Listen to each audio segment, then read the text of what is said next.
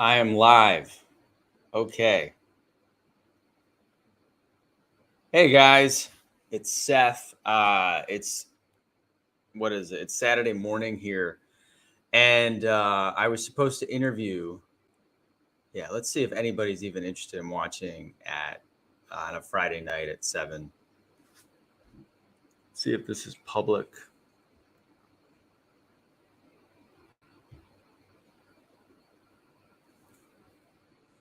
Hello. Oh, I do have some viewers. Is that Timothy? I recognize your screen name.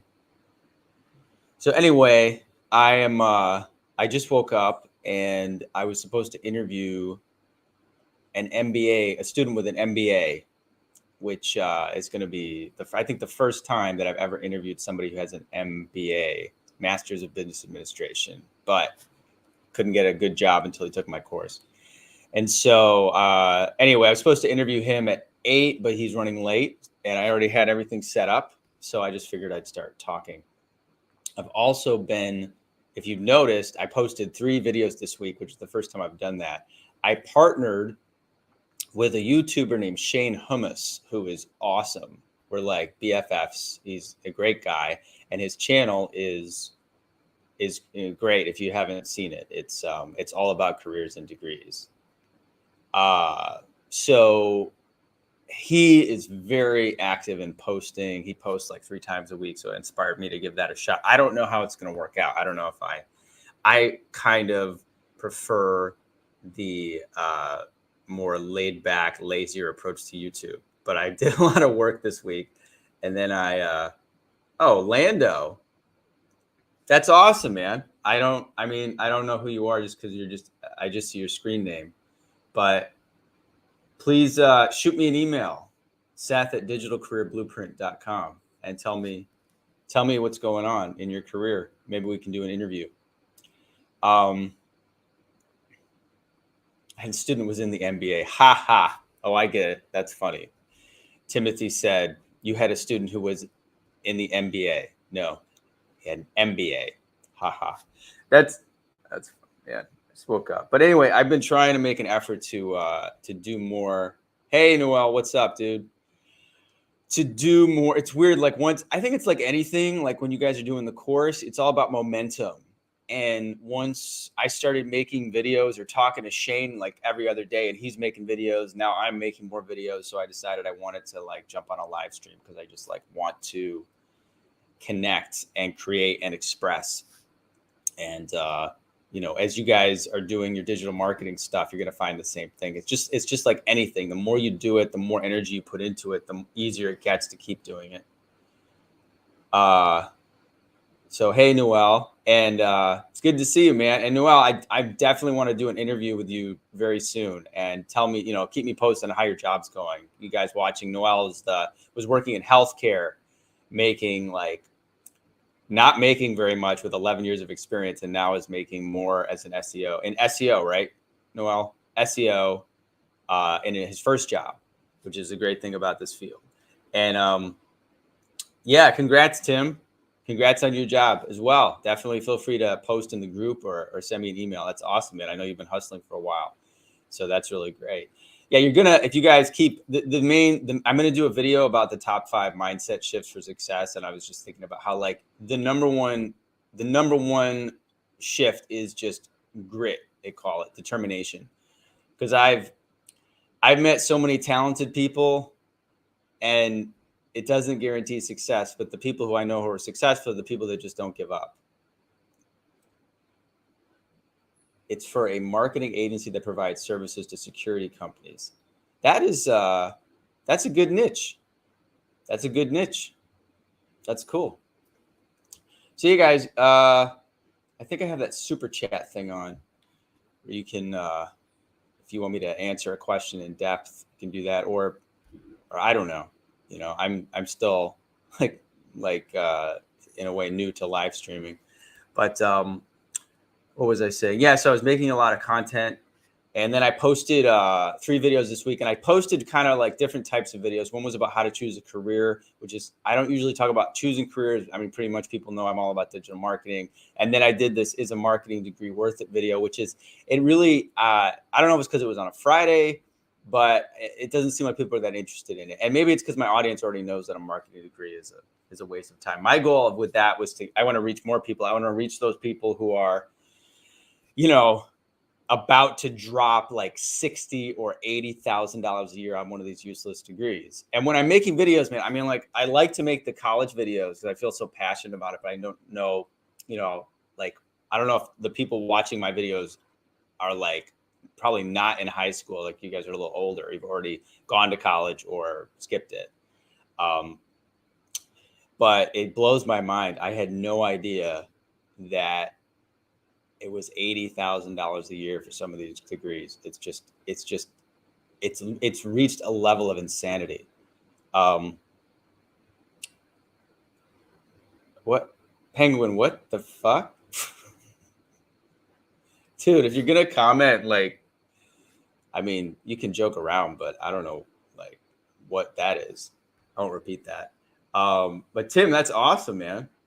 If you're gonna build, Super Penguin, I remember you. You made some good comments before, so I'm confused by that. They want checklists and standard operations. Yeah, Tim, that's great. Build it from the ground up. I have another student. I'm back in connection because there's a student in Canada who built a PPC department from the ground up, and now he actually hired one of my other students. So you can do a lot with that. And Noel, yeah, SEO. So what else? I guess I'll just kind of ramble about life. What feedback or advice would you suggest? If you're going to ask for feedback, I mean, I don't have any. Like, first of all, it's a very broad question. Like, you're starting an SEO department from scratch. Second of all, man, you got to, like, if you want feedback, do what you're going to do, and then, like, ask somebody after you've done it so you can get, that's feedback. Like, otherwise you're asking me to kind of do it for you. You clearly have the knowledge. You were hired for it. So just trust your gut and, don't be too harsh on yourself.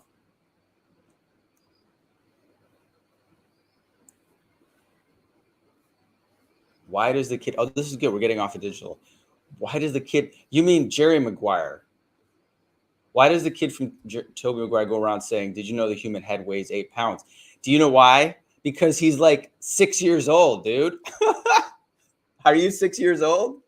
That's what kids do. They randomly say like silly crap, which is, I guess, as adults. But if you do that as an adult, I mean, you get locked up. It can be funny, but I try not to talk about anything that's like obscene here. More specifically, what would you do? It's your job, man. Don't ask me, Tim. Like, you tell me what you would do, or ask somebody in the Facebook group. And again, they'll give you feedback. Don't, like, that's a common problem I see. Like, if you're asking for advice from anybody, you say, like, this is what I'm doing. Do you think it's right, or do you have any suggestions? They'll say, some people will be like, hey, I need some advice on this assignment. Here it is. Here's the assignment. It's like, no, dude, I've taught you. I've been teaching you for years. You want to come into, you know what to do. They wouldn't have hired you if you didn't know what to do, man. I think you tend to overthink things, and that's a big problem for a lot of people, overthinking things. That somebody asked, did you ever release that course on how to build a course? So this was an interesting thing, and about trusting your gut and like making money. It's like, I made that course on how to build courses purely. I honestly did it because I thought it would work, but something in my gut said I didn't want to do it. So the problem is, when I released it, like, I wanted to help people. The passion and what excites me about digital marketing in the beginning was like, I started making money as a filmmaker. I got to use my film passion to make money, teaching people. And I saw people teaching people about art and like exercise and like cool life stuff. But everybody, when I made the course, everyone who approached me wanted to do marketing courses. And a lot of people were like, I would like to copy your course, essentially. They wanted to do digital marketing stuff. And I was like, dude, I'm not going to teach you how to rip me off. So the people who were responding to the offer, I just didn't like the responses I was getting.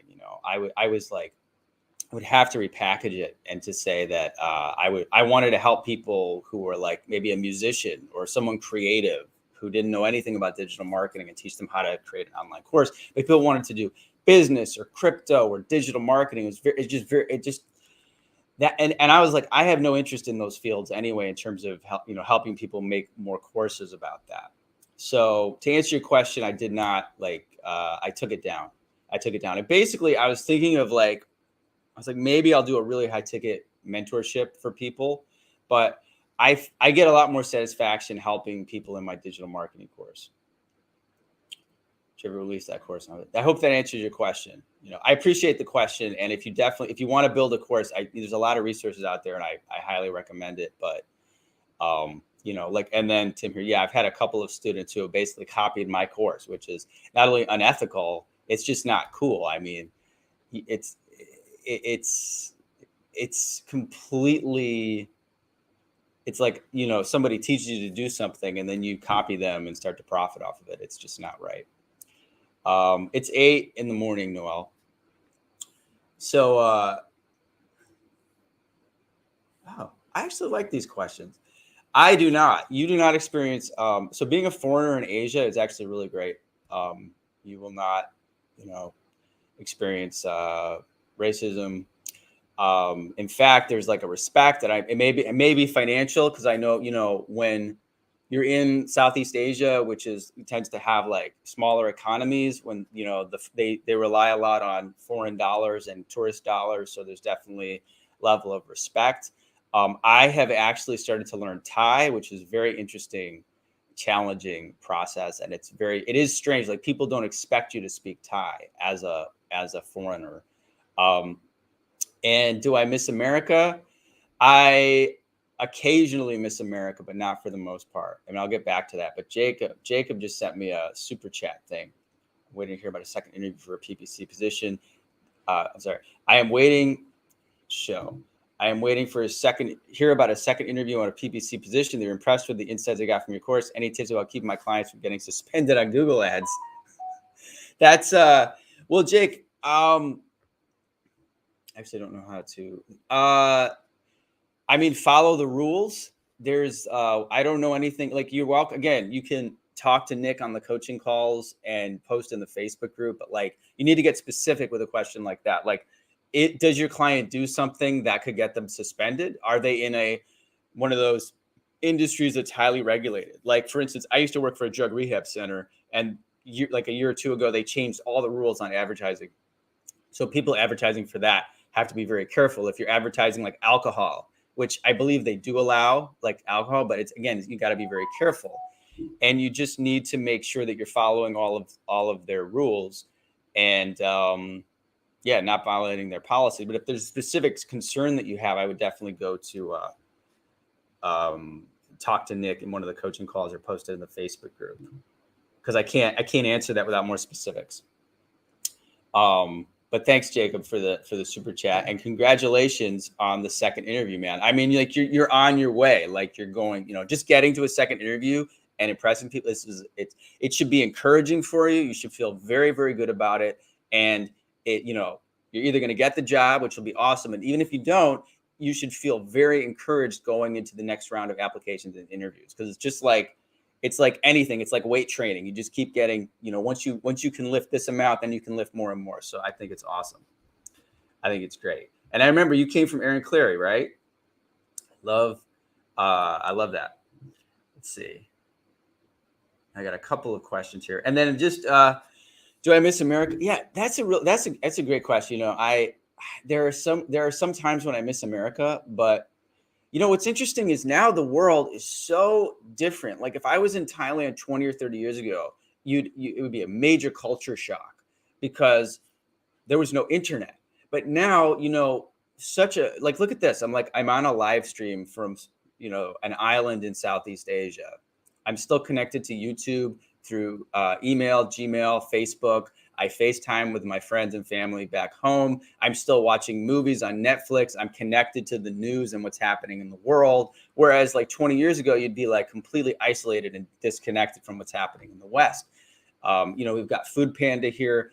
It's kind of like I'm just living in another city in the US in certain ways. We've got this great cinema. I finally went to the movies. There's a big Cineplex. It's just like in the US with big plush seats, popcorn. I guess I was trying to think of what I actually miss about the States. And like everything is, it's pretty much the same here. And I'm also on a beautiful island. So that, I get the thing. I miss my family. I haven't seen my family in a couple of years, and I have a new niece that I have not met yet. So I would like to see them in the future, which is going to be down the road. Now that travel is opening back up, that's much more of a possibility. Let's see. You want to do space travel? That's a great. Wow, this is so interesting. You want to do space travel, documentary filmmaking. Dude, you know what's cool about filmmaking these days? There are so many ways to learn it. Like I was rallying against film school back in like 2006 because I went to NYU and it was a complete waste of money. Now you literally go online. If you want to learn about documentary filmmaking, go on Udemy, go on any of these sites, and you can learn a lot. But again, there's no like textbook on how to do documentary filmmaking. But if you want to do space travel, dude, hats off. It's expensive and it's, I personally like being on the ground. But I know a lot of people want to go up into space. What I'm really interested in is this guy. It's like Gravity Industries. Have you heard of Gravity Industries, guys? They have created a jetpack, an actual jetpack. They spent like 5 years. I think it's inspiring, not only because it's so cool, but it's also an entrepreneurial story. They went through so much trial and error, and they created this, like, it's a jetpack with all these like jet engines. And you can see videos of this guy flying through the air on an actual jetpack. Now they still won't go up very high. It's not like you're going to be a bird. They go up like, I think 100 feet or something maybe. And they do a lot of their flights over water because there is still a risk that it might just crap out and they would fall. But there's like videos of this guy like flying up like a mountain. And it's amazing. That's interesting to me more than space flight. I like to watch space flight, but I don't want to participate. Let's see.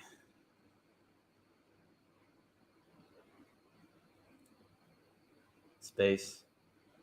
Maybe if you're quoting Californication. Do you get out to the beach as much?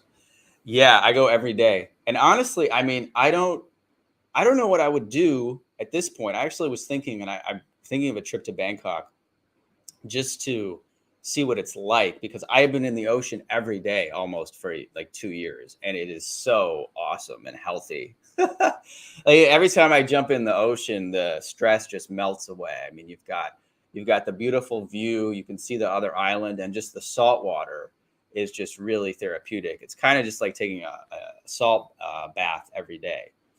But yeah, I make it a point, especially if I've been on the computer a lot, to get out to the beach. I think if you guys, what my tip is, if you get out to nature as much as you can, even if you don't live near an ocean, which most people don't, but if you live near some trees, just get into nature at least once every few days. You need that reset. It's humans. We were not like designed to be inside rooms sitting with fluorescent lights for long periods of time.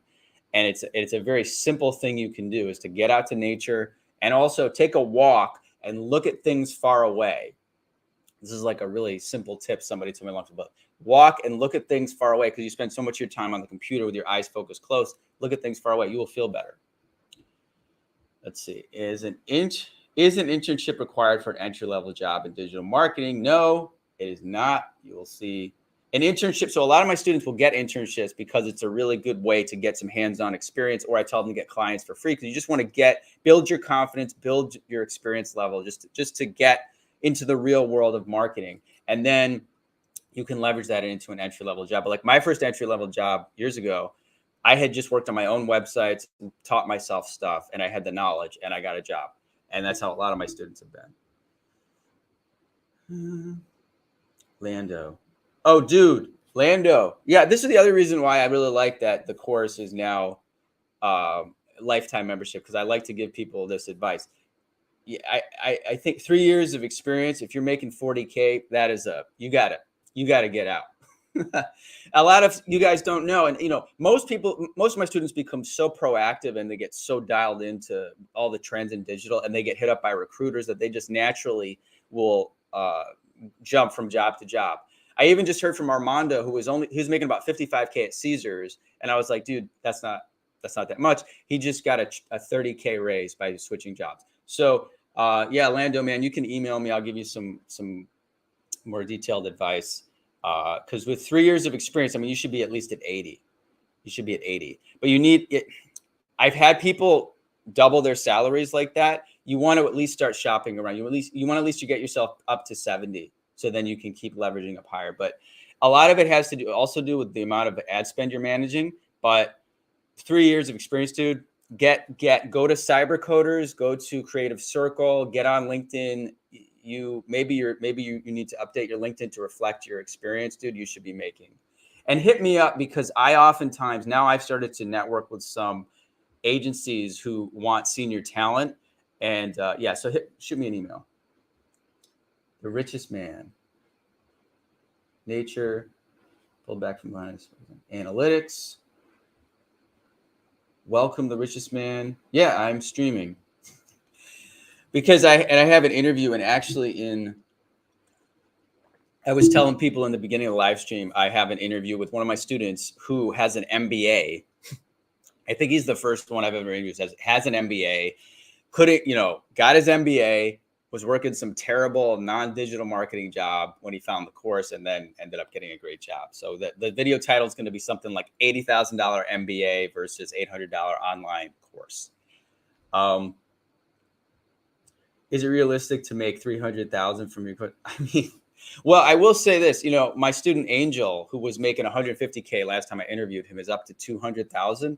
But typically in an analyst position, I mean, you're going to get up to about 100,000. If you get to a managerial position, you can get up to 150 or maybe 200. And this is with a lot of experience and a lot of experience with a lot of big budgets. But to get up like bigger than that, you're going to have to get out of a day job. You're going to have to get your own clients. If you're getting clients and they're paying you 1,000 or 2,000 a month, then it's just a matter of scaling up. But also, dude, I mean, realistically, you don't, like most people, there was like a study done that like, I think happiness peaks at like 75 or 80K. Not to say you shouldn't try to make more money, but I would say make 100,000 first before you want to make 300,000. Optimize. Yeah. Noel says a recruiter hit me up a few days ago for a senior role for 95K. Optimize your LinkedIn. Yeah, you will get hit up like that. And that happens with a lot of my students. What's the craziest thing you've eaten in Thailand?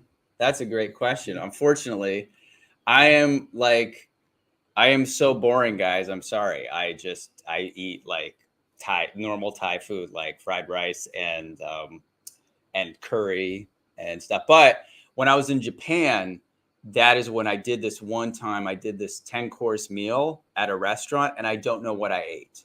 It was a lot of like fish stuff. And I think I did a video about it like years ago, but I don't know what I ate, but there was some interesting like random stuff in there. Would UX or graphic design pair well with DM? This is Halal asks. No. And here's the thing. So that's actually a great question. So the high income skills of digital marketing are paid search, paid social, like Facebook ads, and SEO, along with analytics. Okay. These are like completely 100% tied into marketing and advertising budgets. Graphic design is unrelated to any of that, but you will see positions listed, and I do this in my walkthrough, where they will say, we want you to do SEO, PPC, and graphic design. And that's a big red flag, because these are all different jobs. When you see a company that's trying to have you do graphic design with digital marketing, it usually means you're probably not going to be doing actual real SEO or PPC. They probably want like a recent college grad who doesn't know anything to like update their Facebook and Instagram. It was like, Yeah, they're two completely unrelated skill sets.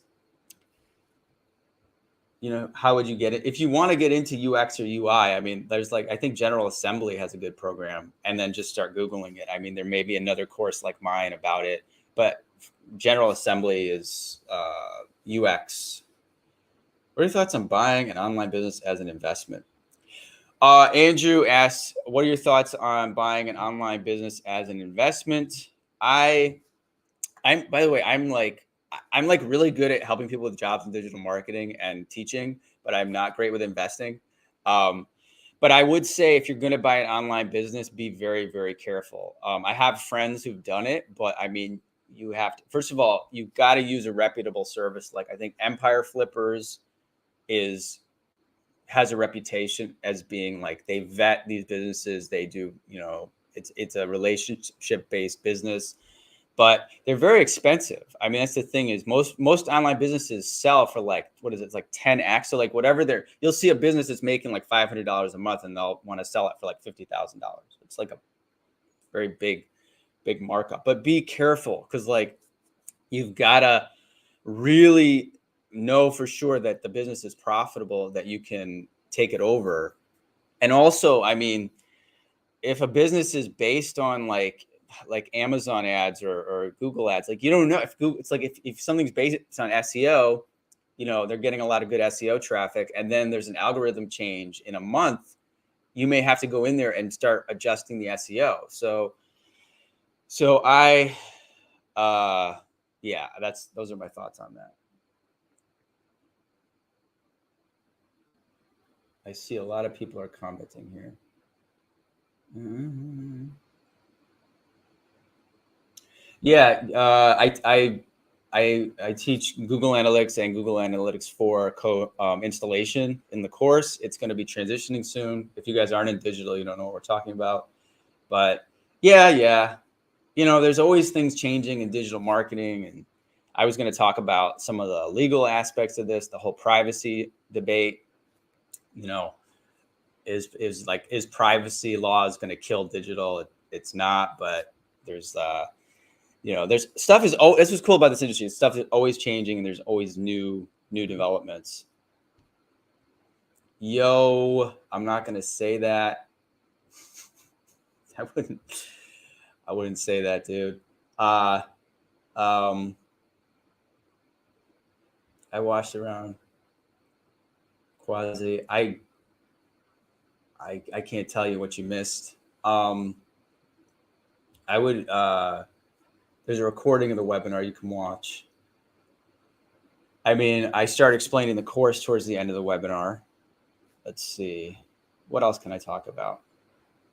Have I read the book Tiny Habits? No. I don't read too many books.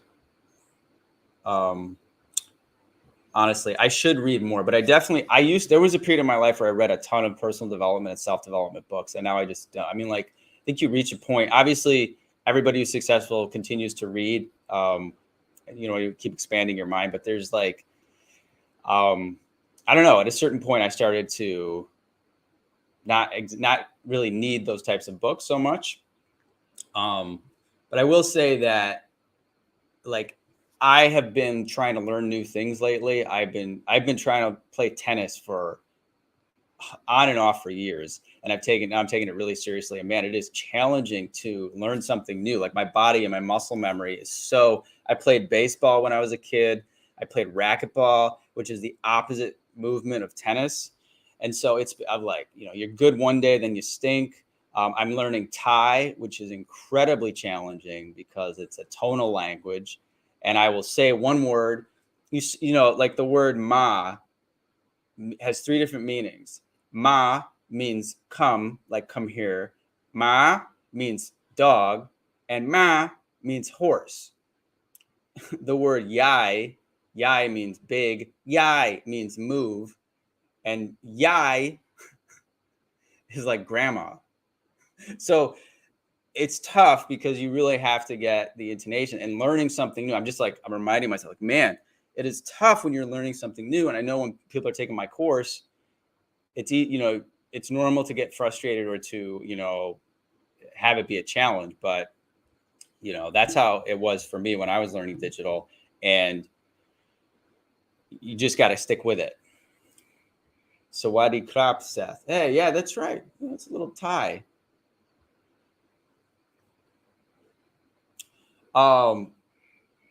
Darian says, I fixed my resume pre-recommendations. I got 4 interviews lined up for next week. That's awesome, man. I knew you would. I mean, you had the right stuff. You just you needed to, you needed to adjust it. So let's see.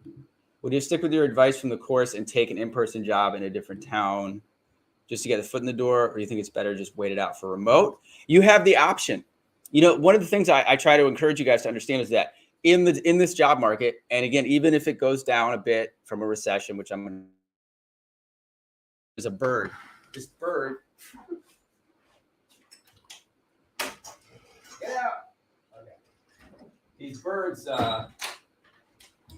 they're very cool looking, but they will shit on your porch. So, what was I saying? There's an abundance of jobs, right? So most people, like the general public who doesn't have skills that are in demand, is like, it can get kind of desperate or clingy about jobs. But you really should. I would do what works for you and wait, because if there's a great job and you have to be in person and you don't want to move, then wait. I would say. I really, that's honestly for people who are like, a lot of my students are younger. I know when I was in my early 20s or mid 20s, I was moving all over the place. So it wouldn't have been a big deal for me to move to another city. But if you have like commitments in your hometown, then it's really your call. But what I'm saying is that another opportunity will come. Kapkun krap. Yes, you read it. Kapkun krap. Yindi. You're welcome. Do you know how to land a job even if you don't know GA4? You should learn GA4, but I mean, it's honestly, the PPC is the primary skill set I teach, and SEO, and then analytics is like something you should know. But everyone's going to have to know GA4.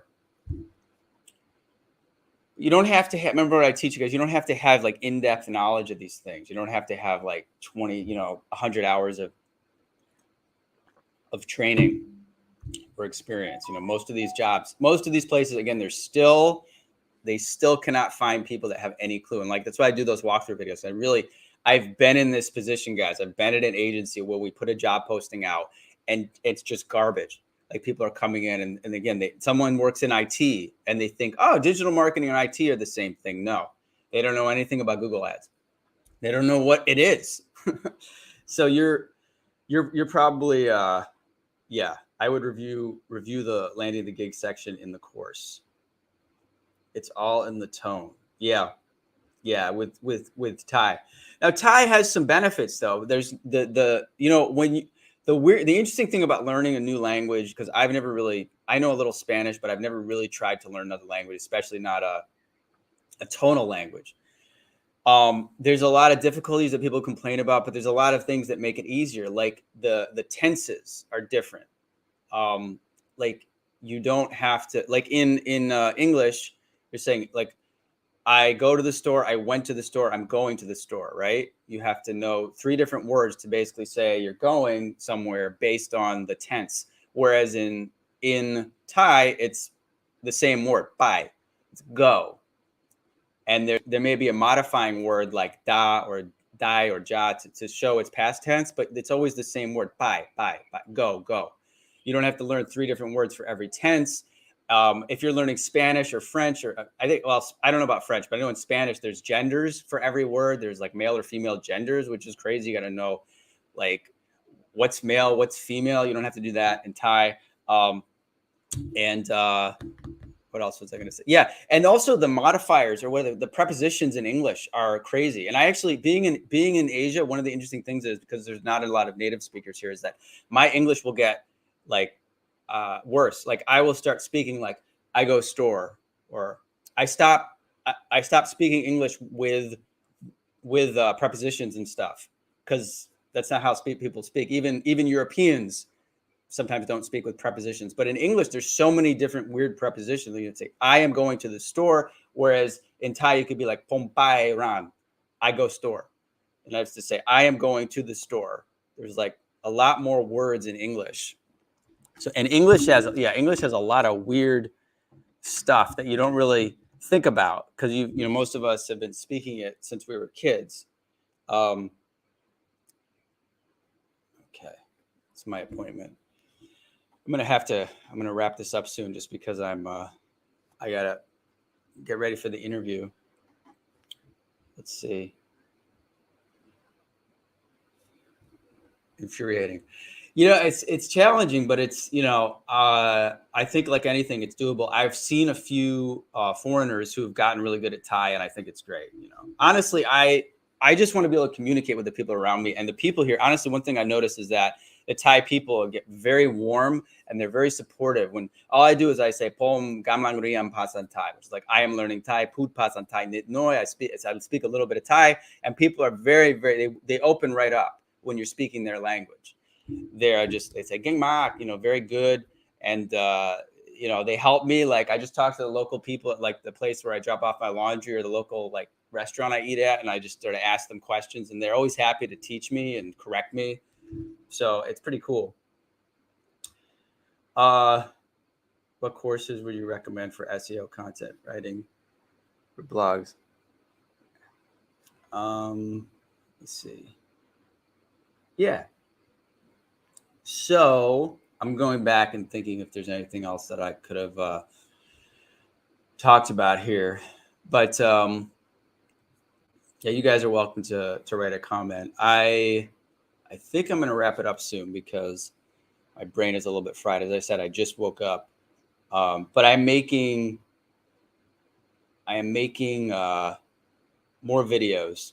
I'm going to make a video about the recession and how it will affect digital marketing jobs, which I don't think it's going to be that bad, guys.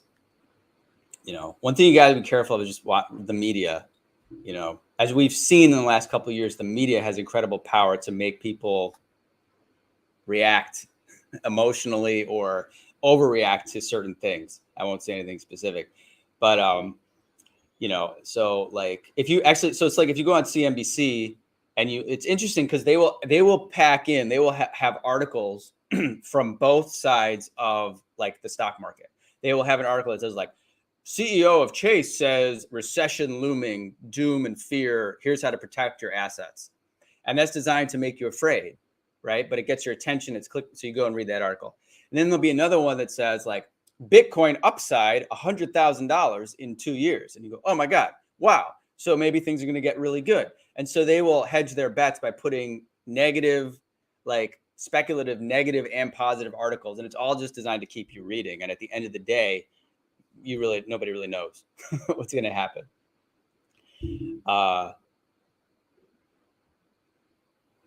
Yeah, I'm going to do a video on that, on the recession. I mean, the short version is it's going to be fine. If you look at the recession of 2007 to 2009, Google's ad revenue went up.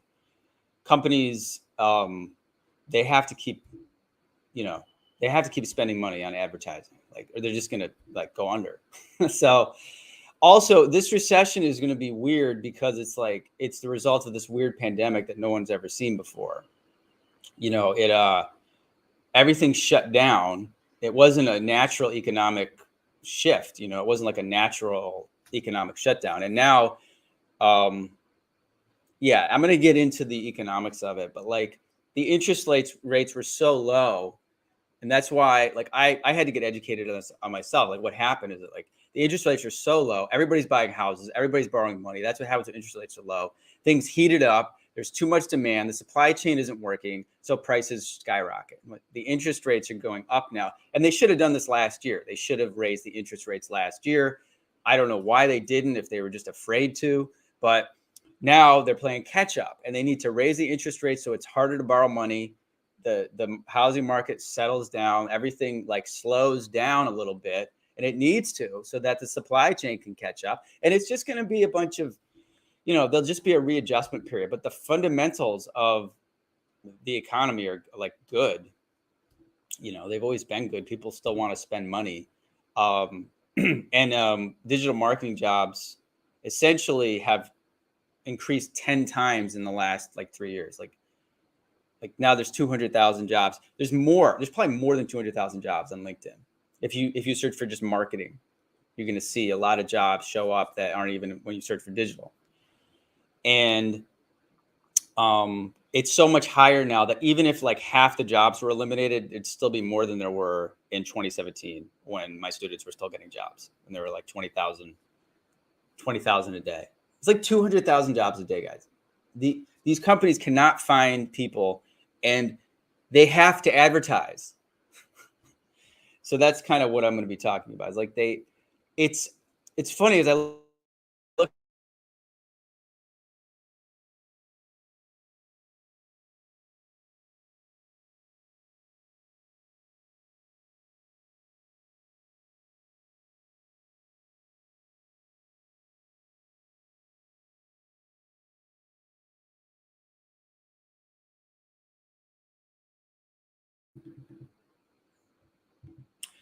I don't know why my Wi-Fi does that in the morning. Sometimes just cuts out. But anyway, yeah, advertising is not. These companies, they have to advertise. They're not going to say. It's just like people who are very doom and gloom and think that like everything's going to crash tomorrow. It's like a company has to. Like, what are they going to do? Say, oh, we're not going to advertise. We don't need any more business. We're just going to shut our doors. So, yeah, I think I lost some people because the broadcast went down. But anyway, guys, if you have anything else you want to ask or type here, feel free to do so. And I'm going to start getting ready for my interview. I like that you're asking these kind of questions. I try to keep my channel away from like social issues and things like that. But since we're not, I'm. So Super Penguin asked about the Second Amendment. Well, this is interesting. I've always wondered if my channel went into non-digital marketing topics, if people would be interested. So he asked, am I pro Second Amendment, and can you have your Second Amendment in Thailand? I mean, the thing is, it's such like a dicey, loaded issue these days. But basically, I'm a big supporter of legal gun ownership, but I think that I even have a friend actually who's into like, recreational assault rifle shooting, which I think is stupid. I think assault rifles are ridiculous, but and dangerous, but handguns are good. Thailand actually has a lot of gun ownership, but as a foreigner, you cannot own a gun. Let's see. And what is my next? But yeah, normally I don't really talk about those things on the channel. But yeah, I mean, but also the Second Amendment is like, again, it was written 300 years ago before we had assault rifles. I had somebody, I will say this, like Dave Chappelle had a great joke where he said, it's like, so gun advocates, I sympathize to a certain degree. I think it's very important to have legal gun ownership, but people get stupid about it. Like I had a friend who's like, a gun is the same as a knife. It's like, it's not, it's just factually wrong. People like, well, people kill people with knives. Like, dude, you cannot press a button and kill 100 people in 4 seconds with a knife. If you want to kill someone with a knife, you have to go up and stab everybody, So I've literally had a guy say it's the same as a knife. Like, dude, it's not. And you're an idiot if you think it is. So anyway, yeah, it's one of those topics that people get very, very heated about. But for whatever reason, at least in other countries, there's, I don't know. I love Asia. It's very safe here. I don't have any worries about anything. When is my next live stream? I don't know. I was going to try to do more of these and see how I feel about it. And I'm making more videos, like I said, and I'm going to have to see how people respond. I think maybe people might get sick of me if I do too many videos. So I may just continue to do 1 or 2 a week. Actually, there's actually some good questions. So you asked, is Google digital marketing course worth it? I'm actually going to do a video about that. That's on my agenda. But basically, the short answer is no. I mean, well, it's free, right? So do it. Like, it's good to have some information. But here's the thing you have to realize. First of all, Google is like the casino, guys. So like if you were going into a casino, like Caesar's Palace, and you're going to gamble, and they had a free webinar or workshop called How to Win at Blackjack. Do you really think that they would teach you how to win at blackjack? And that's what it's like with Google. Like, they do these digital marketing courses, and yeah, they give you some great high level stuff. Like, they give you the general idea for people who have no idea what SEO is or paid search. But it's like, they're not going to give you the reality of what it's like to actually manage an account, because ultimately Google makes their money from these clicks. So Google's approach to digital marketing with paid search is spend more money, use more of our automation. And the whole point of the job, and the reason these jobs exist, is because you need a human being who is not working for Google to actually manage your advertising. Now, you can use their automated tools, but you have to do it very carefully. Otherwise, they will just spend your money. And again, they get paid per click. Even if you don't make a sale. So ultimately, I've looked at their program, and also it's very thin. It's extremely thin. There's like 30 minutes on SEO and 30 minutes on paid search. And then they talk about like e-commerce and stuff and a lot of other random things. It doesn't go in depth. So it's not in any way a replacement for my course, but you could definitely look at it and see what they have to say. Is Google, what is it? Is TikTok media buying? So that's a good question too. TikTok, I just had a friend ask me about this. So TikTok is huge. Everybody loves TikTok. I uninstalled it from my phone because it was like, dude, this is so addictive. I don't want another. I already spent too much time on the phone. But TikTok is huge. It's blowing up. However, if you look at the job market, the number of TikTok related jobs is like very little. I don't know if it's because companies still haven't adopted it. It could be because of the fact that the targeting may not be that easy for businesses. YouTube advertising is huge, but it's hard to make it profitable. It's tricky. Google search and Facebook ads are easy for advertisers, relatively. Not easy like Google wants to make you think, but they're relatively easy. Because like with Google search, it's like somebody's searching for dentist.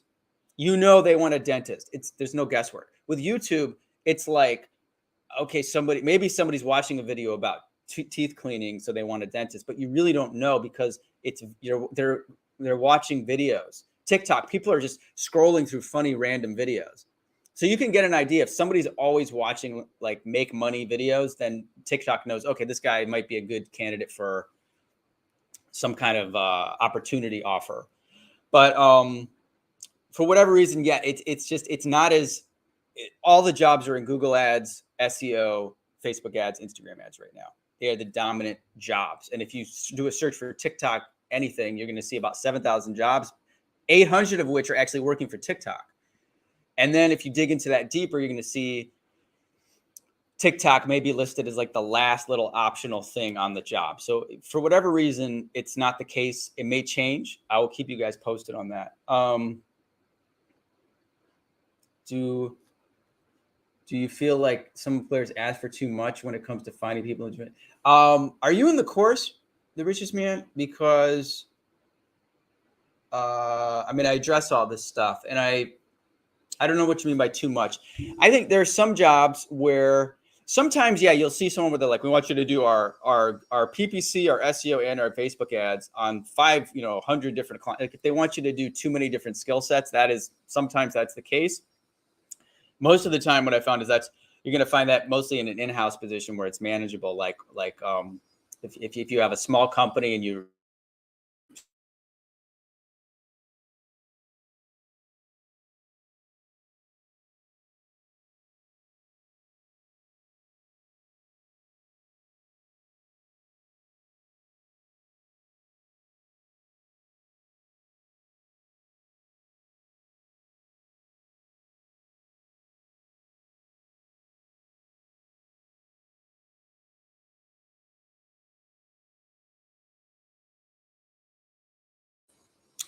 tell you, the problem with actually the Wi-Fi in Asia is really good, except this is one of those things where it drops out randomly, and then if you call a repair person, they go, "It's working."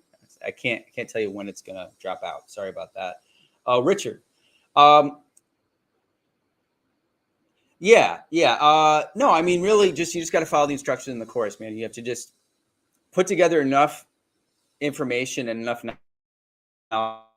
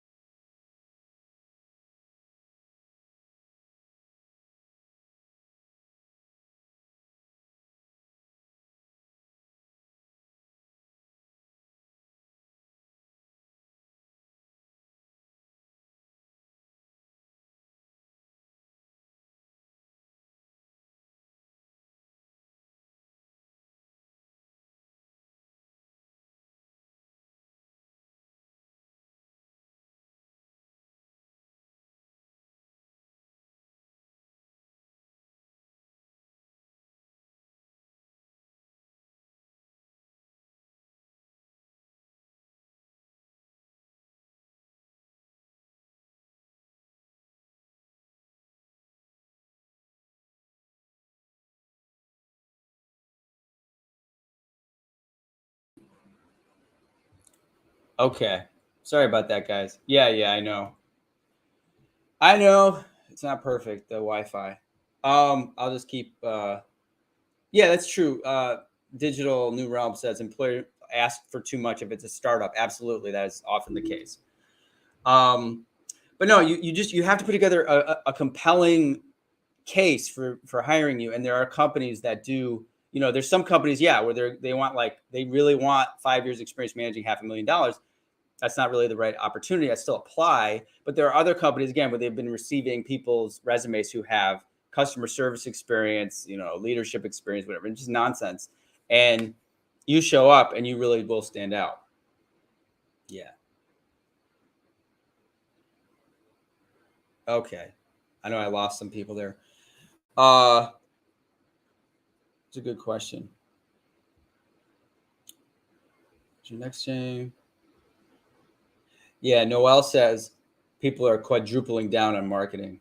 Yeah, we were talking when I was talking about the recession. Yeah, people, people really know it's like you've got to keep advertising downtimes, because again, even if there's a recession, people are not going to, like. It's not like people stop spending all their money. It also depends on what market you're in. I'm going to bring this up in the video, which is that, like, the pandemic was weird because, like, so, like, let's say you're advertising for a dentist. Like, dentists always have business. People always need help with their teeth. Categorically, it's just like, it's not an optional expense. But during the pandemic, you couldn't go to the dentist for like months at a time. So all the dentist marketing stopped. And that was very hard to predict. But so my point is, like, in the recession, if there's a recession, it's going to hit different industries differently. SEO strategies. Are you in the course Digital New Realm? Who wants to know about SEO strategies? I mean, in the course, I give you what you need to get the job. And again, the course is all about getting the entry-level job. Once people have the fundamentals of SEO, and I had Andrea do a lot of those videos because she's been working in SEO for years, and she's got the site audit. And basically, the reason the course is so successful, as I've talked with a couple of friends about this, because again, I give you just enough information to get going. I'm not going to, it's already 50 hours of content. If I keep going to more and more and more stuff, people are going to get overwhelmed. So no, also my background is in PPC. That's where my expertise is.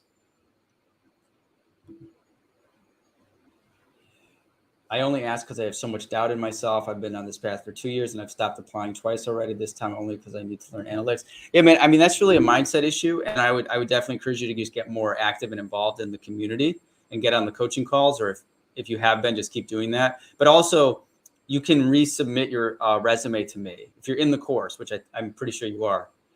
Yeah, I'm glad. That's great. You shouldn't give up. But a lot of the times, again, send me your resume to look at.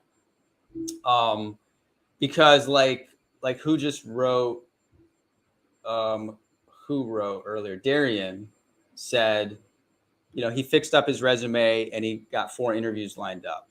So sometimes it's just a matter of, getting the right feedback. But a lot of it is your mindset. I mean, I'm not really specializing in teaching people about mindset, but I would rewatch the interview video and the mindset video. I mean, you sometimes just need more encouragement, and sometimes it takes people longer. I tell you guys, like, from age 22 to 32, 10 years, I was a disaster. I was going to make a video about this. I don't know if anybody would be interested in it, but it's like my story of, like, I couldn't, I mean, you wouldn't recognize me, guys. I was sleeping in my car. I was like working these crappy jobs. I couldn't focus. I wouldn't follow through. It was terrible. And then when I was 32 is when I found digital marketing. So you guys, like, are probably ahead of me in every way. Okay. Do you need to, hey, Christy, awesome. You joined the course. Glad to hear it. I hope you're enjoying it. From Puerto Rico. Very cool. Do we need to download any software for your course? No, everything's online. All the videos are online. All the software, Google Ads, everything's online. The only software you need is, if you want to do Google Ads editor, or if you're going to do SEO, there's a couple of softwares that I recommend for that. But a MacBook Air should be fine. I would just use your computer. You just need something that surfs the internet quickly.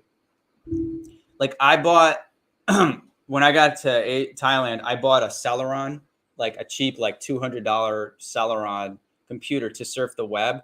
And it just would it took forever for every browser tab to open. And I realized if you're on a PC, you need at least an i5. Now I have an i7. It's great. But most MacBooks should be good. Well, thanks, man. I'm glad you enjoyed the mindset videos. I actually have this video planned called the top 5 mindset shifts for success. And I've just I'm actually going to be recording that very soon. Oh, the mindset shifts. Yeah. I put a lot of thought into it because there's so many mindset videos out there, and a lot of them are really good, but I felt like I wanted to try to break it down to like what made a difference for me. Yeah, so that's what I'm going to do. And basically, I mean, since you're on the live stream and I'm an hour in, I mean, basically, there's no like actual secret to anything with mindset, but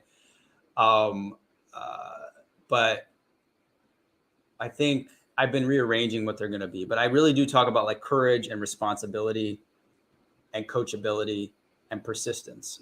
Persistence is really, but if you're like stuck in a rut, I mean, I really focus on the word courage because like I was really examining this, that the word courage, people don't use that word ever. Like I've never heard the word courage unless like you're hearing it on the news about somebody had the courage to stand up or speak out. But like in day-to-day life, courage is like, we're not in the wild anymore facing like predators, right? So we don't use that word, but it's super important even in our very comfortable modern lives.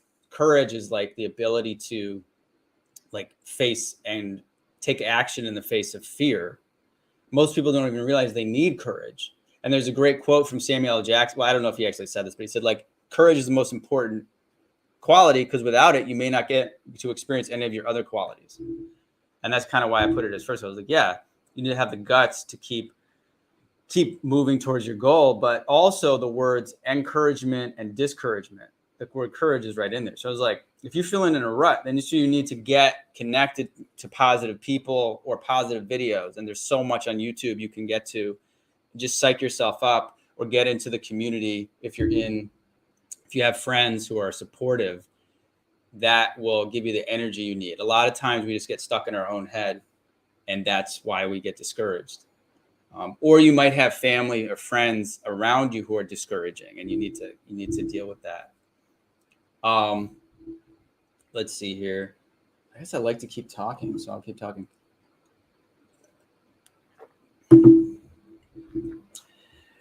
Yeah, if you're Richard, also, man, take advantage of the community. He's right. I mean, Andrew says, alumni, people who've taken the course, and there's just like a huge network of people. So definitely you shouldn't feel alone when you're in the course.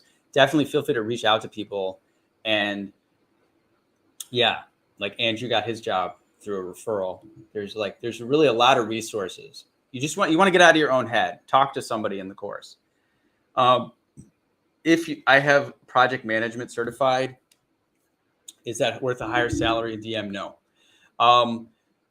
So digital marketing, it's pure digital marketing.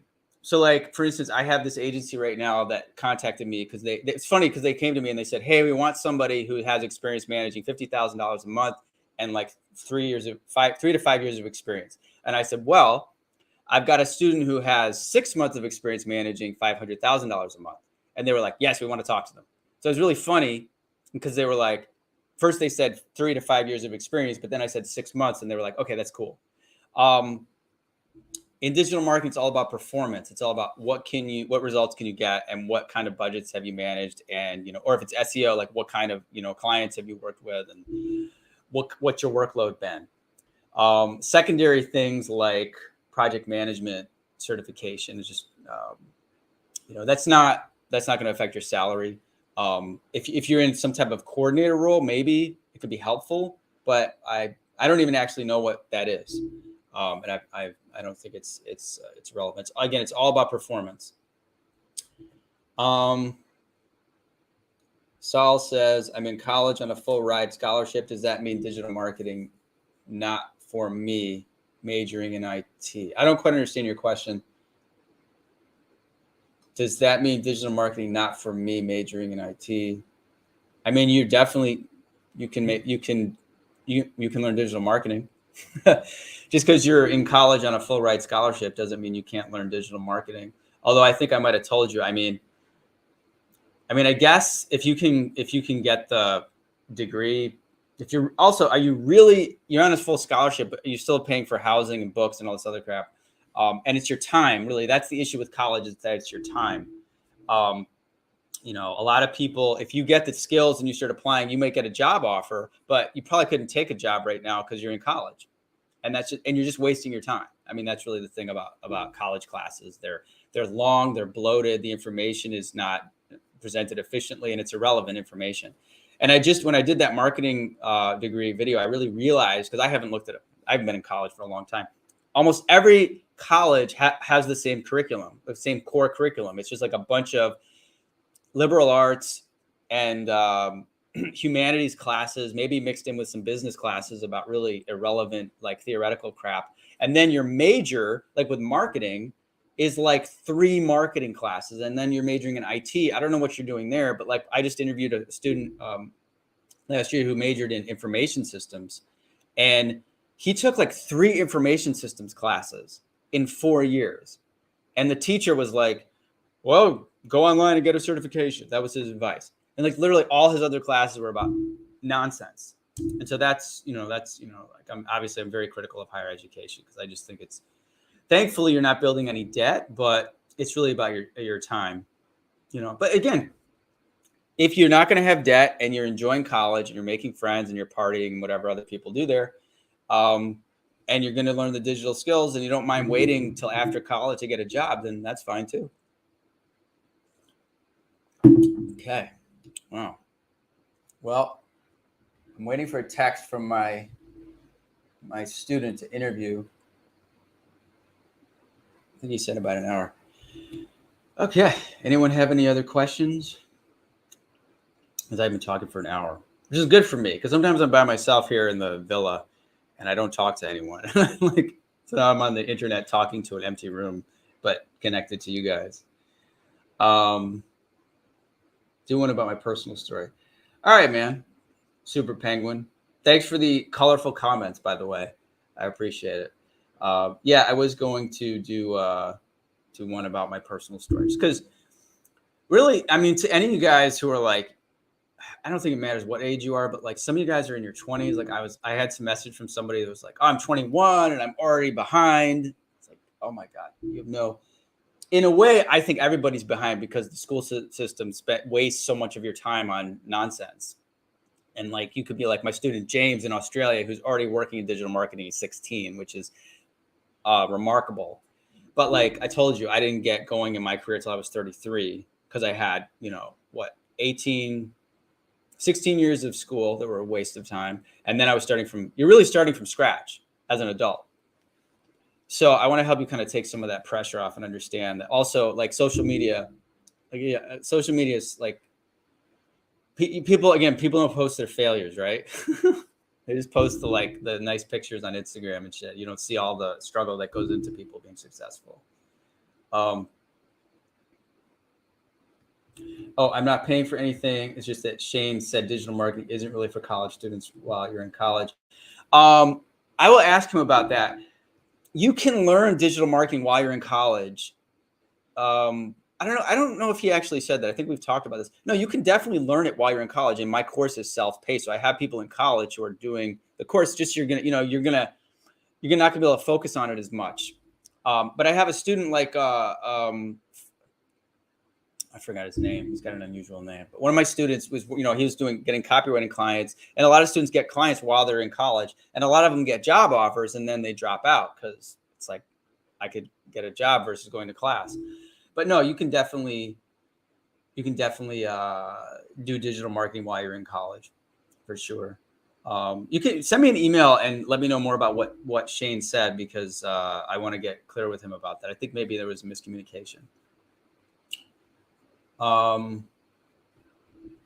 I'm going to post this one. You're going to watch my movie, Wally Got Wasted. Thank you, Laura. Yeah, guys, my movie, Wally Got Wasted, is on Tubi. It's for free right now. Yeah, I can't believe it's been 5 years since I made that. I'm still very proud of that, and I hope you enjoy it. Let me know. Send me an email. Let me know what you think. You don't even want to go back to college. Yeah, Richard. Richard, you're 27. Yeah, dude. You're not old. I'm 44. Can you believe it? I'm gonna be 45, and I look at that and I'm like, in 5 years, I'm gonna be 50. 50. It's wild. And I still think of myself as like 22. You know, like time is a very surreal thing, guys. Take advantage of this time if you're younger. Do I believe in quality over quantity when applying for jobs? No, absolutely the opposite. I'll actually highlight that. That's what I teach in the course.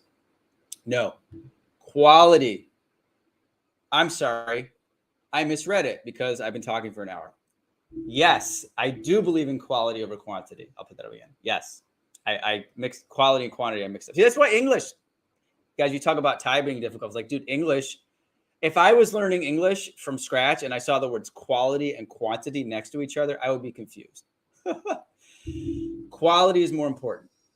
You're better off sending out one quality application a day or every couple days versus mass applying for jobs.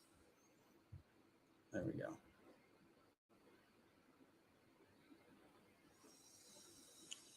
I like that. If I go balls to the wall with the course, like that balls. That's another, like, the English idioms are so funny. Balls to the wall. If I was to go balls to wall with the course, what is the fastest I can start making a decent salary? I mean, within a few months, you can get a. I've had students start on the low end at 35K a year, which is, honestly, I don't think anyone's started that low this year. It's usually in the 40s. But I've had a lot of students also get 50K jobs right away. Some of my younger students, my 20-year-old students. And I would say if you do all the assignments and you actually generate your experience quickly and you follow all the instructions, change your resume, I mean, you can do it in about 3 months. But you have to be focused on the course like all the time. You can't do like an hour a day to get that rate. But usually, say it's usually a 3 to 6 month process. And I like to set up that expectation, because there's been some other individuals who may or may not have copied me, but then they said, "Oh, you're going to make 10K in 30 days," and that's BS. But in a few months to make a decent salary, start a new career, that's remarkable. There's really very few other fields where you can do that. Will you go back to filmmaking someday? That's a great question, man. I hope to at some point, but I haven't been inspired to do filmmaking in a while. I kind of would like to get back to writing or doing something creative. I was making shorts for a while, which is kind of fun, but I don't know. I still seem to keep focusing on these topics that we talk about in my business. What's up, Xavier? This is cool. The only reason why I'm in college is because I'm on a full ride scholarship. I'm 21, studying information technology. Well, Saul, here's what I would say. So Saul says he's on a full ride scholarship. He's 21. He's a junior, and he's interested in digital marketing. So basically what I'd say to you, I'm not going to be as harsh as I usually am about college. So look, you have a full ride scholarship. You're 3 years in. If you like what you're doing, that's another thing. Like, do you hate your classes or do you like your classes? Is it easy for you? I wouldn't say you have to drop out. What I'm saying is you're going to have to prioritize. So if you're in college, you can do the course and learn digital marketing, but it's going to be part-time. You have, in college, your full-time job is going to these classes. And so, and you could get your own clients, but again, you're not going to be able to get a full-time job because you have school. So what could happen is you might be this happened with a couple of my students where they got a full-time job offer and so they dropped out. But I wouldn't drop out now, given that you're 3 years in and on a full ride scholarship, unless you hate college, in which case it's not a big deal. Wait, hold on. My student is, hold on.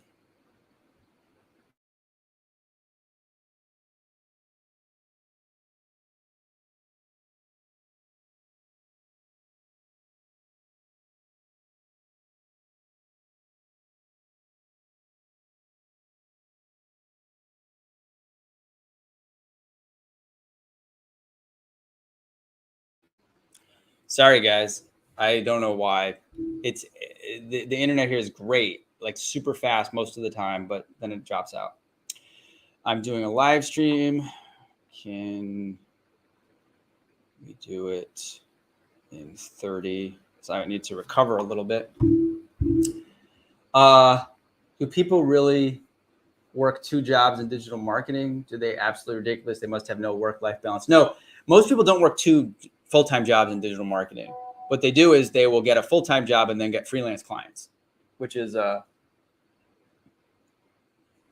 I'll invite him to the live stream, which is manageable. If you have a freelance client and you're only working an hour or 2 a week on their account, I mean a 40-hour-a-week day job, that's totally manageable.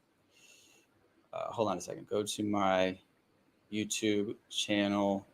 Feel free to watch. Maybe I will have him join. No, it's cool. I like this.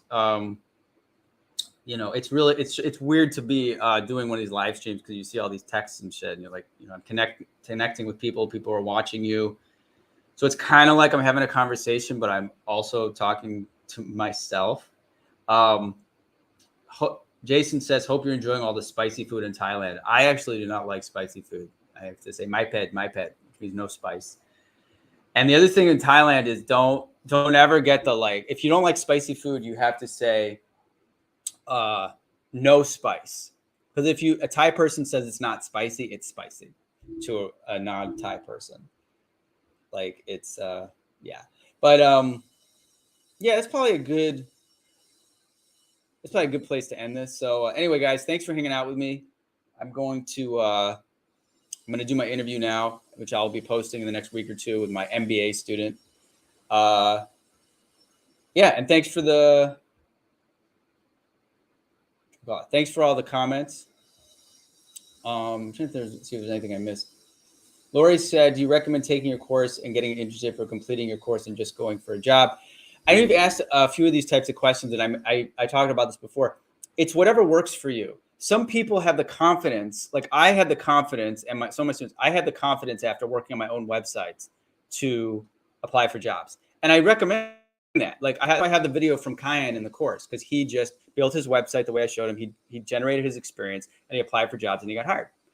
Other people, you may not feel that confident yet, and that's okay.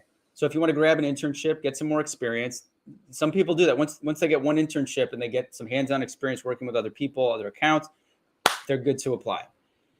Depends on the person. How realistic is it to MBA? Hold on a second. I'm just liking this too much. How realistic is it to be able to work a 9-to-5 while working a digital marketing job remotely? I don't quite understand the question. RJ asked, how realistic is it to be able to work a 9-to-5 job while also working a digital marketing job remotely? Well, if you have a full-time job in another field, you really somebody else, you can't get another job. You could, but yeah, I don't know how you do both of them. That's like 80 hours a week. But you can get freelance clients while you're working another day job. Freelancing is different than having a full-time job. What path do you recommend for financial freedom? Wow. That's probably a good place to end it because that's a very broad question, and well, here's the thing I would say about financial freedom is that it's very subjective. One of the things I recommend is looking at what your lifestyle is. Because some people think they need more than they do, and other people need more than they think they do. Also, I've met multimillionaires who are not financially free. This is a weird concept that you don't really get until you make some money. I knew a guy who was a multimillionaire, richest guy I've ever met in person, 40, probably 60, $70 million, young guy, a little younger than me. He had no freedom internally. He was unhappy, and he actually was complaining because he wanted to move to Hawaii. And he said he could, but I was like, why can't you do that? You have you could buy an island, like, dude. But it was all internal. Like he didn't have internal freedom. He had like fears and concerns and like excuses about stuff. But what I know what you mean, I would, starting with digital marketing, I would, if you start out with a day job, I would start to get your own clients because that's how you can really scale up. And then if you want to launch your own business, that's like, launching your own business, whether it's e-commerce or affiliate marketing and whatnot, that's a path I recommend. I don't recommend starting a brick and mortar business. And then here, I love to keep answering these questions. Would it be possible to get a part-time job in digital marketing, trying to build an SMMA, but don't have enough time on that full-time job? What you guys should do is, again, if that's the case, there are part-time jobs. I mean, if you go on LinkedIn, it's literally just look for part-time as an option. It's just not as many. But really, you should just be trying to get your own clients, especially if you want to build an SMMA, social media marketing agency. Like, that's just clients. So you should get what I tell people who want to build an agency, like people skip that. The fact that it's just a bunch of clients. You got to get one client before you get 30 clients. So just get one client, get 2 clients, get 3 clients while you're working your full-time job. And then you really already have an agency with 3 clients. Like, it's just, that's all an agency is a bunch of clients. So yeah, I would do that. You can definitely do that while you're working a full-time job. Found you through Aaron Clary. Shout out to Cappy. Yes, Aaron Clary.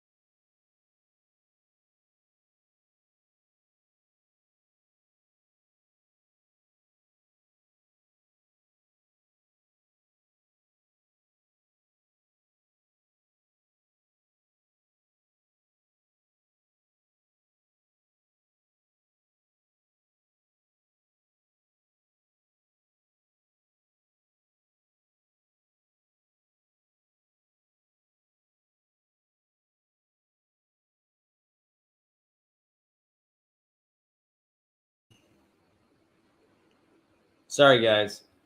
I am going to contact the company. I haven't done a live stream forever, but I mean, it doesn't usually drop out that much.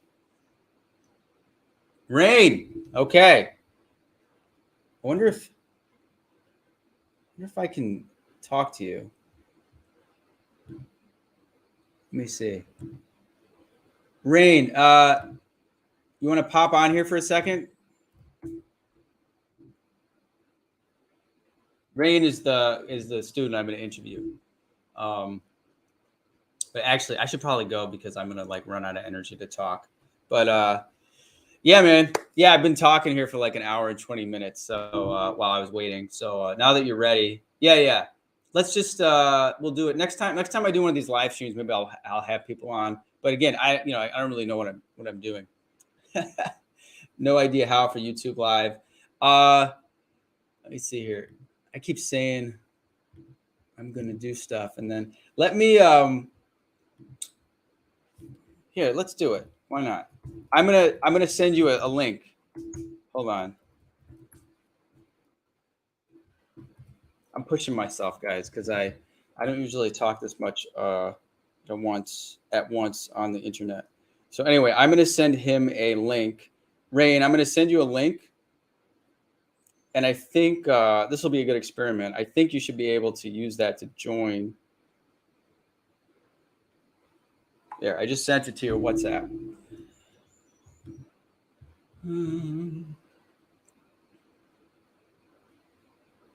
Have fun walking your dog, Richard. Yeah. This is good just to hang out. All right, let's see if Rain is able to get into the room. And then we'll go do the interview.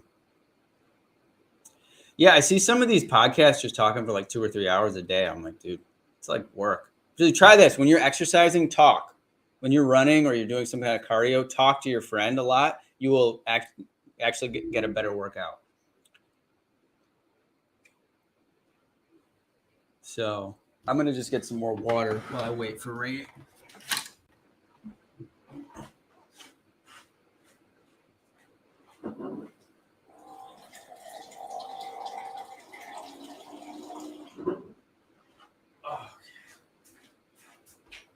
Oh, look, there he is. Hold on. All right, let's do this. Hey. How you doing? Oh, let me switch. I'm good, man. Finally get to be able to connect. I know we've been trying to schedule this for a bit. Yeah, you're a busy man. Busier than me. Running around a little bit, but Yeah, but anyway, we'll do the interview in Zoom. But I'm experimenting with a live stream. So, everybody, guys, this is Rain, who is my student with an MBA, not an NBA player. I wish. But I wish you could shoot. Yeah, right. But yeah, we're gonna talk because what was your story? Yeah, so like my story really so I did go the traditional route of going to college. I got a degree. I thought I wanted to get into med school. I was talking with friends and such, and like honestly, business interested me a lot more. And they had suggested to me because I was already my senior year in college for my undergrad. They were like, "You should just go for your MBA." I'm like, "Yeah, instead of doing another years and getting an undergrad in business, I could just get a master's for the same amount of time in business." And I was like, "Okay, cool." That made, well, at least at the time, it made sense. So I did that. So I eventually got my MBA, and then from there had probably one in-house like general marketing job. Then I took Seth's course, and then that's where I got into like a more like in-house digital. So a lot Google ads. It was a blend with like Google and Facebook ads. And then I joined an agency for Google ads specifically, and really just like took my career off from there. Yeah, and you're doing very well now. And your first job, what we're going to talk about in the interview, is like your first job from that MBA was like, it sounded like, I mean, were you doing anything digital? Like, what were you doing? Honestly, so one, it was like a startup. So when you hear startup, and it's not like a very specific job, it's like a general marketing job, be wary, because I was doing sales, marketing, a little bit of financing, which I'm not trained for. And then I also did warehousing because we just didn't have people. So it was very, very general. When you say warehouse, what do you mean? You're working in a warehouse? Were you supervising people? Well, one was supervising, but like when it became like, what do you call it? Busy time in the year, it was just all hands on deck, and we just need to get orders out. It was Okay. e-commerce business, yeah. So like, I was like, hey, just jump in the warehouse. You gotta grab some stuff so we could ship it, right, and make money. Right. And for the sales, like you were on the phone, like trying to get business. It was a bit of a mix, yeah, but most of it was like sales calls. I also did I also did like event planning for a convention, so had to set all that up, plan for it to get like business to business contracts to sell like like a lot of larger orders, but yeah, it wasn't really my cup of tea, if you will. Yeah, it wasn't marketing, dude. That's what's so funny is like, and whatever you learned in your MBA, that's what we're going to talk about in the interview. Is like, I mean, when you're taking high level, like really like high level classes on, I don't know, macroeconomics or like business strategy, and then you're working in a warehouse or making sales calls, which is stuff you like, yeah, which Yeah.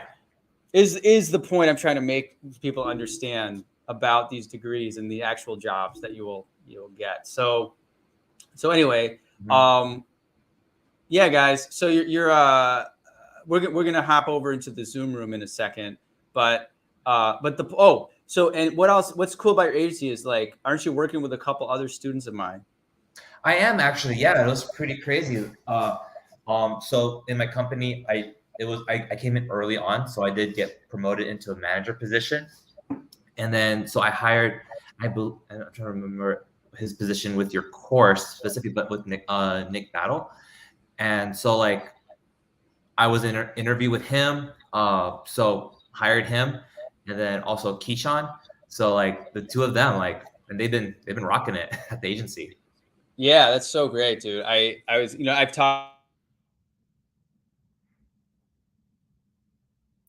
Oh, sorry, Seth. I think it cut off after that. I'm sure he'll get back here in a moment, or I cut off, one of the two.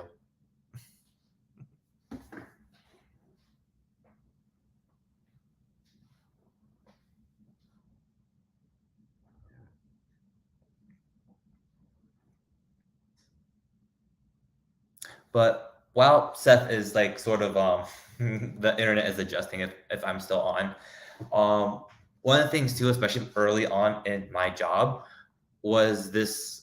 I was what do you call it?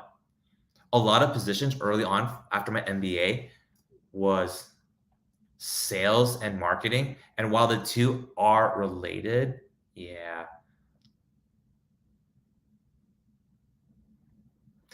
they're related, but they're not the same thing. They really do go in different directions.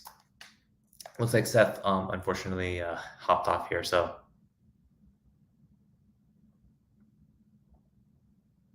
I'm messaging him.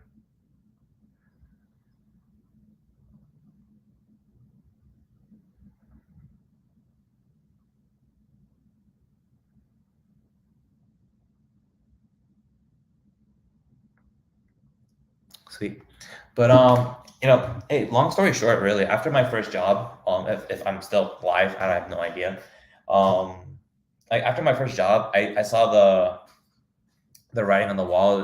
I was not going to be able to stay in that position and job. Wasn't happy, to be honest. I kind of was like, hey, online marketing is sort of a thing. So I started Google searching that, like, hey, how do I get more into this?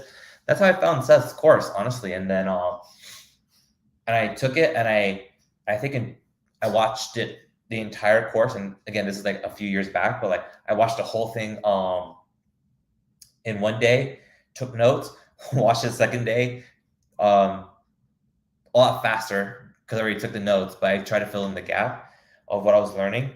And then even the third day, it was more of like, hey, these were areas I didn't really get as much because I clearly took more notes because I didn't get it. I just kept watching it, right?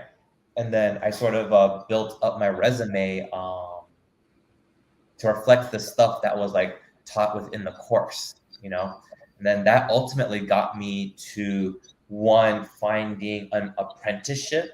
I can't remember the program's name off the top of my head. I remember it was one of the recommendations through the course, but I had gotten an apprenticeship doing a little bit of SEO, a little bit of back stuff on the Shopify end.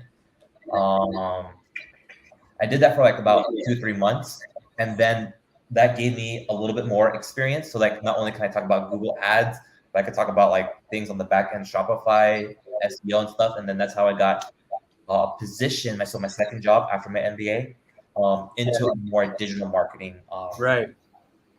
Awesome, man. Thanks for sharing that. We're going to get into that into the interview. Also, anyone watching, I have discovered it's actually my computer or this software. It's not my Wi-Fi, because my phone Wi-Fi has been fine. So thank you, Rain, for taking over the broadcast.